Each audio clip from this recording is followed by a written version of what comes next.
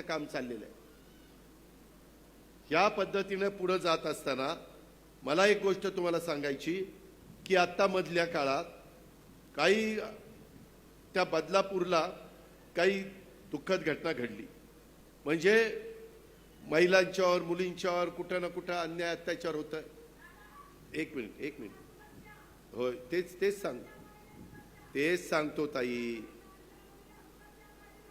मी तेच सांगतो।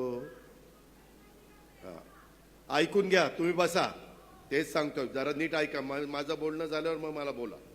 महिलांवरचा अत्याचार हा अक्षम्य गुन्हा आहे, अक्षम्य गुन्हा आहे, त्याला माफी नाही। दोषी कुणी असो त्याला सोडणार नाही। ऐक ना बाई, सरकार येतील, सरकार जातील, पण महिलांच्या सुरक्षेबाबत कोणालाही पाठीशी घातलं जाणार नाही। महिला सुरक्षेला सर्वोच्च प्राधान्य, सर्वोच्च।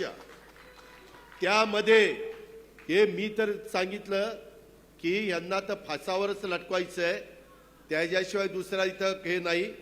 तुम्हाला हेही सांगतो, परवा पंतप्रधानांच्या कार्यक्रमाला मी होतो जळगावला। भारतीय न्याय संहितेतील तरतुदीमध्ये आता महिलांना घर बसल्या ही तक्रार त्या ठिकाणी करता येणार आहे। आणि नवीन कायद्यात अशा प्रकरणामध्ये दोषींना फाशी आणि जन्मठेप याची तरतूद केलेली आहे। फाशी दिल्यावर जन्मठेपायचं राहतच नाही, पण फाशी आणि जन्मठेप कायमचाच वर गेला पाहिजे, त्याला त्याच्या पुढच्या 50 पिढ्या आठवल्या पाहिजे। परत असल्याचं विकृती आहे, विकृती, नराधम आहे, ते त्यांना माफ नाही। त्याच्या संदर्भामध्ये जे काही EFIR सुविधा आपण सुरू केलेली आहे, बऱ्याचदा महिला घाबरतात कसं जायचं। आता EFIR म्हणजे FIR नोंद होत नव्हती, वेळ लागत होता, अडचणी येत होत्या। शाळा असो, रुग्णालय असो, पोलीस ठाणे असो, तिथेही कोणत्याही पातळीवर आता हायगाई होणार नाही। आता जर ह्याच्यातल्या कुठल्या पातळीवर हायगाई झाली तर तिथल्या संबंधित अधिकाऱ्यांना देखील जेलमध्ये चक्की पिसिंग अँड पिसिंग अँड पिसिंग, त्यालाही चालायला सोडायचं नाही। त्याच्या घरी बायका पोरं नाहीत का? या पद्धतीने वागता आणि बदनामी कारण नसताना आम्हा लोकांची होती। आम्ही एवढं कडक वागत असतो। आज माझी माय माऊली तिथे एवढ्या महिलांच्याच सांगते की आमच्या सुरक्षेला सर्वोच्च प्राधान्य द्या। काय तिचं चुकलं?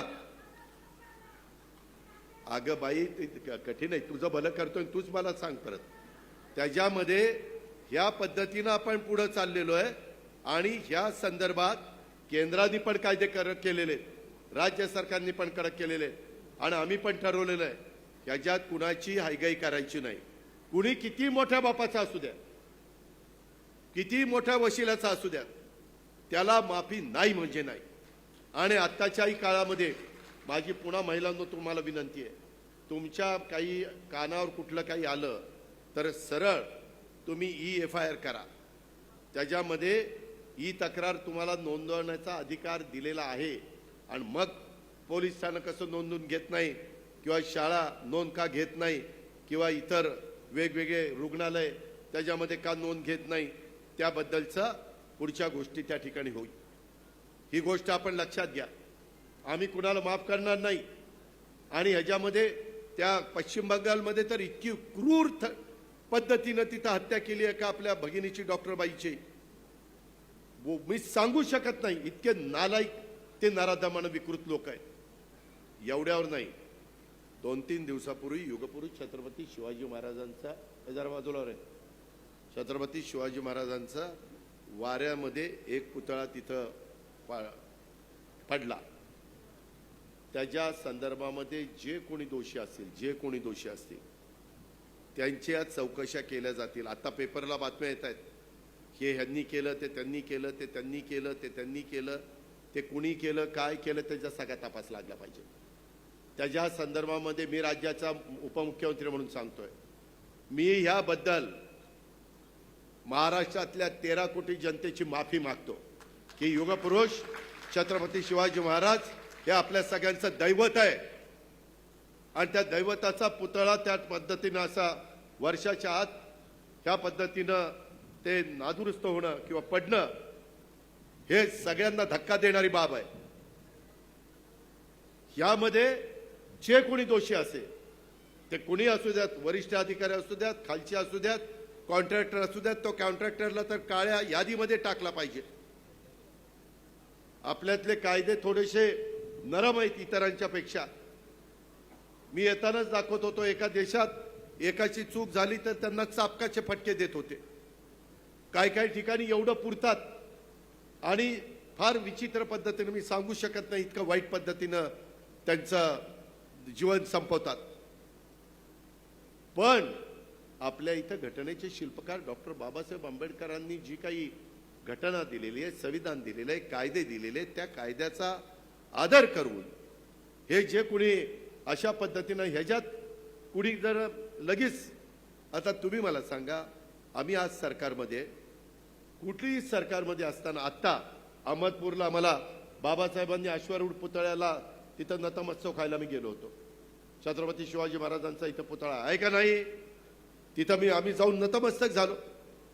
शेवटी आपण करताना कुणी, आम्ही असू, दुसरं कुणी असू, मागचं असू, पुढचं असू, काम चांगलंच व्हावं ही प्रत्येकाची धारणा असते.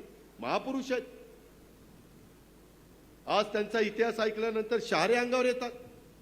राजमाता जिजाऊ असतील, पुण्यश्लोक अहिल्यादेवी होळकर असतील, रमाई माता असतील, त्या सावित्रीबाई फुले असतील, शाहू महाराज असतील, महात्मा फुले, त्याच्यामध्ये आपले डॉक्टर बाबासाहेब आंबेडकर, अण्णाभाऊ साठे, मौलाना आझाद, किती लोक महापुरुषांची नावं घेऊ.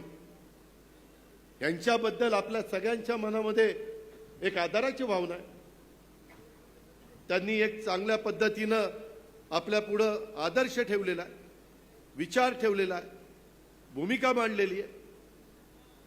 या पद्धतीनं काम करत असताना या ज्या काही गोष्टी घडतात त्या अक्षरशः त्याचा किती तीव्र शब्दात निषेध करावा तेवढा थोडा आहे. आणि ह्या संदर्भामध्ये पूर्णपणे हे अमक्यानी बांधलं होतं, तमक्यानी बांधलं होतं, कुणीतरी बांधलं होतं, एकमेकावर ढकलाढकली करण्याच्या पेक्षा जो दोषी असेल परत अशा पद्धतीनं कुणी पुतळे उभे करत असताना 50 वेळा विचार करतील. या प्रकारे पुढच्या सगळ्या ॲक्शन त्या ठिकाणी करण्याकरता आम्ही कुठं तसूभर देखील कमी पडणार नाही, हा शब्द देखील अहमदपूर आणि चाकूरकरांना या सभेच्या निमित्तानं मी आपल्या सगळ्यांना देतो. इतर पण अनेक कामं आमच्या बाबासाहेबांच्या मार्गदर्शनाखाली त्यांनी केलेल्या आग्रहाखातर आम्ही त्याच्यामध्ये अंतेश्वर उच्च पातळी बंधारा ऊर्ध्व महाद्वार प्रकल्प ते पद्धतीनं सांगायची, पद्धतीनं एकनाथराव शिंदेच्या नेतृत्वाखाली सांगायची, पद्धतीनं 50 पिढ्या आठवल्या पाहिजे. परत विचार ठेवलेला आहे, भूमिका मांडलेली आहे. पण आपल्या इथं घटनेचे शिल्प करता रुग्णालय किती महत्वाचं आहे, पद्धतीनं एकनाथराव शिंदेच्या नेतृत्वाखाली आमच्या सगळ्यांना